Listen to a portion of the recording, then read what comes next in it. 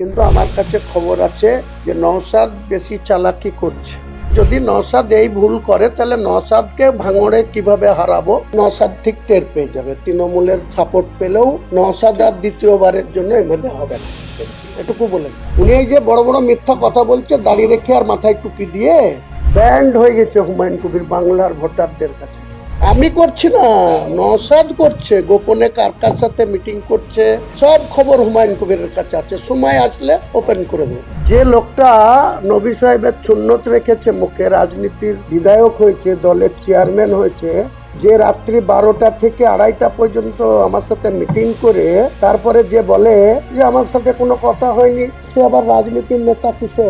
এই ধরনের দ্বিচারিতা মমতা ব্যানার্জি করতে পারে, নওশাদ করতে পারে, হুমায়ুন কবির কোনদিন করবে। ভাঙড়ের রাজনীতিতে নতুন বিতর্ক। তৃণমূল কংগ্রেসের সঙ্গে নওশাদ সিদ্দিকীর আতাতের অভিযোগ তুলে প্রকাশ্যে হুঁশিয়ারি দিলেন হুমায়ুন কবির। 2026 বিধানসভা নির্বাচনের আগে ভাঙড়ে কি বড় রাজনৈতিক ভাঙন আসতে চলেছে? কি বললেন হুমায়ুন কবির জানাবো আপনাদের। যদি নওশাদ যদি আমাকে কোথাও ডাকে চলে যাব, আমার কোনো ইগো নাই, কাউকে আহ্বান জানাবো না। ও কি সিয়ানাগিরি পেয়েছে? ও বিরাট বড় খেলোয়াড় হয়ে গেছে, বিরাট বড় খেলোয়াড় একদম। আমার তো কোনো ব্যাপার না, হয় ছক্কা মারবো আর না হয় বোল্ড হয়ে। কাউকে আহ্বান জানাবো না। যদি বিজেপিকে ক্ষমতায় আসতে না দেওয়ার জন্য কোনো দলের সদিচ্ছা থাকে, তৃণমূল কংগ্রেসকে ক্ষমতাচ্যুত করার সদিচ্ছা যদি কোনো রাজনৈতিক দলের থাকে, তিনি আমাকে আলিমউদ্দিন স্ট্রিটে ডাকলেও চলে যাব, আমার কোনো ইগো নাই। কেউ যদি নওশাদ যদি আমাকে কোথাও ডাকে চলে যাব, আমার কোনো ইগো নাই। কিন্তু আমার কাছে খবর আছে যে নওশাদ বেশি চালাকি করছে। সে আমার সঙ্গেও কথা বলছে, পাশাপাশি টিএমসির সাথেও সিট শেয়ারিং করার জন্য বসছে।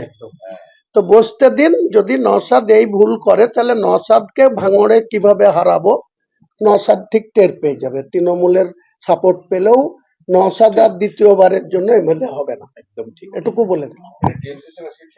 কোর্ট আমি করছি না, নওশাদ করছে, গোপনে কার কার সাথে মিটিং করছে সব খবর হুমায়ুন কবিরের কাছে আছে। সময় আসলে ওপেন করে দেবো। আর কটা এক তারিখ আসতে কতদিন?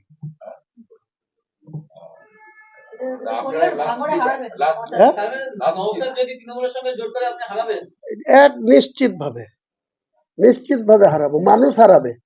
নওশাদ এতদিন তৃণমূলের প্রশাসনের কাছে দুবার অ্যারেস্ট হয়েছে।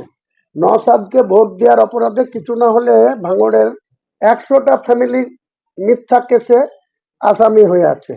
সেই সব লোকরা কালকেও আমার সাথে ওই একটা জায়গাতে 50টা ছেলে দেখা করেছে, আজকে আবার 100টা ছেলে দেখা করবে।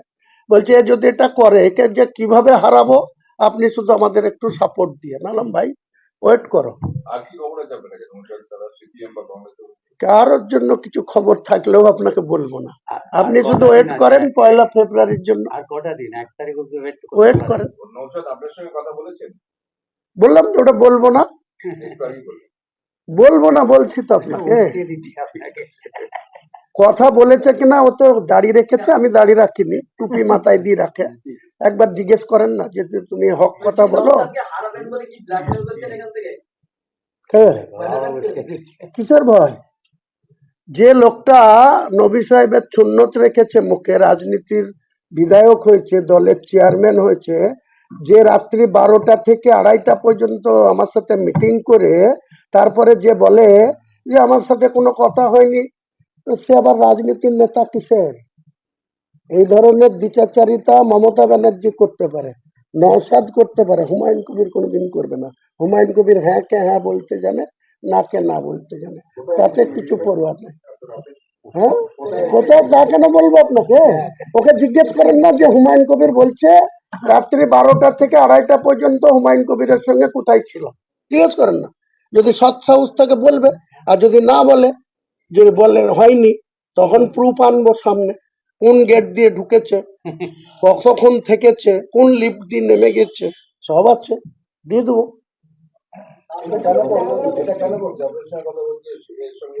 টিএমসির কাছে দর বাড়াচ্ছে যে হুমায়ুন কবিরের কাছে যাব না, যদি আমাকে 20টা সিট দিয়ে দাও।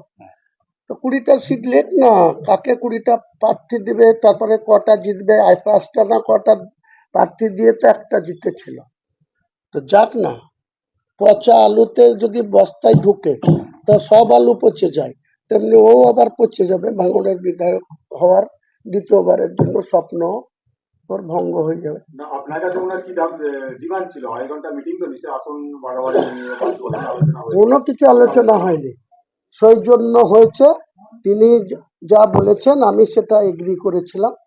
তারপরে তিনি যে নাটকবাজি করছেন, তিনি যে বড় বড় কথা বলছেন, কিছু সাংবাদিক বন্ধুকে উনি ওই দিন দেখা করেনি, আমার কোনো দুঃখ হয়নি, আমি তো দেখা করার জন্য যাইনি, আমি ওইখানে বাড়ির পাশে ইব্রাহিম সিদ্দিকের কাছে গেছি, তাই সেই জন্য বাড়িতে গেছি, হয়নি কিছু না। উনি বলছে ওনাকে নাকি অ্যাপ্লিকেশন করতে হবে, উনি বিমান বোসকে অ্যাপ্লিকেশন করছে, হাতে পায়ে ধরে বেড়াচ্ছে। হুমায়ুন কবিরের আজকের দিনে যা ভোট পার্সেন্টেজ আছে, ব্যান্ড হয়ে গেছে হুমায়ুন কবির বাংলার ভোটারদের কাছে। আমি কাউকে যাদের 3% ভোট আছে তাদের কাছে আমি অ্যাপ্লিকেশন ডালবো যে আমার সাথে জোট করেন? কোনো দরকার করে না। হুমায়ুন কবিরের হারানোর কিছু নেই, Humayun Kabir open to all ছক্কা মারবে না, বোল্ড হয়ে বাড়ি ঢুকে যাবে, কোনো অসুবিধা নেই। না, আপনি বললেন যে ওনার যে প্রস্তাব ছিল সেটা আপনি মেনে নিয়েছিলেন। এই যে একবার যে সৌজন্য সাক্ষাতে আলোচনা হয়েছে, কি ছিল ওনার প্রস্তাব? সেটা বলবো কেন আপনাকে, ওনাকে জিজ্ঞেস করুন না। উনি এই যে বড় বড় মিথ্যা কথা বলছে দাড়ি রেখে আর মাথায় টুপি দিয়ে, যে ওনার সাথে কোনো কথাই হয়নি, উনি কেন বলছেন এই করছেন, তো উনি কি করতে সেখানে 2.5 ঘন্টা ছিল? সাক্ষী রেখে দিয়েছি কে ছিল, হ্যাঁ, ডেটও বলবো না, প্লেসও বলবো না, বললাম তো ডেটও বলবো না, যদি অস্বীকার করে তাহলে প্রুফ সহ আপনাদের সামনে দিয়ে দেবো, তখন ওর টুপি ফুপি খুলে কোথায় বাড়িতে ঢুকে যাবে। আপনাকে বিশ্বাস করবে কি করে? মানুষ একটা একান্ত আলোচনা যেটা আপনি এইভাবে ভাগ করে দিচ্ছেন, অন্যরা আরে তার আগে ও কেন বলছে, ও কেন বলছে, জোট হবে না, দাবা ও কেন বলছে?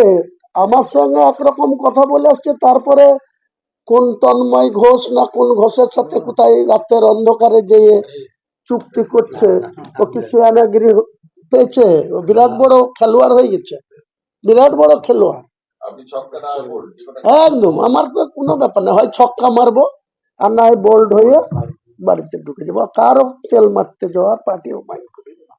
আর হুমায়ুন কবির ডবল সিটে কন্টেস্ট করবে, ডবল সিটেই 50,000-এর মার্জিন রেখে জিতবে, দেখে নেবেন কাউন্টিং এর দিন।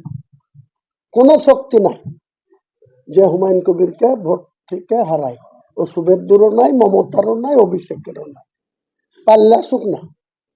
বেলডাঙ্গাতে তো প্রায় 42% হিন্দু ভোটার আছে, 58% মুসলিম ভোটার, তাহলে সেখানে হিন্দু হিন্দু করছে, শুভেন্দু যাক।